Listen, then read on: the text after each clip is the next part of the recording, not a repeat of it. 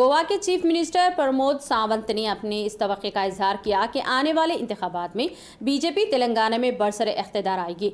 उन्होंने कहा कि इनकी हुकूमतें गोवा में आवाम के लिए बुनियादी सहूलतें फराहम कर रही हैं। 100% कोविड की टीकाकारी में मुल्क भर में गोवा को पहला मुकाम हासिल है। गोवा में कल्याण लक्ष्मी स्कीम को रूबे अमल लाया जा रहा है। इसके जरिए गरीब लड़कियों की शादी के लिए 1 लाख की इमदादी जारी किया जा रहा है। किसानों को बिला सूद कर्ज भी फराहम किया जा रहा है। डबल इंजन सरकार के समराज से रियासत की आवाम मुस्तफिद हो रहे हैं। उन्होंने कहा कि तेलंगाना में भी डबल इंजन सरकार की जरूरत है।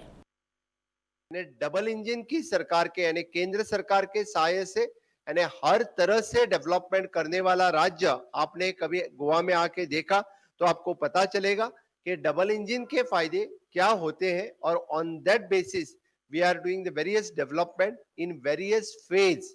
इसी तरह के डेवलपमेंट मुझे लगता है कि तेलंगाना को भी चाहिए, इसलिए यहाँ पे भारतीय जनता पार्टी की सरकार आना जरूरी है।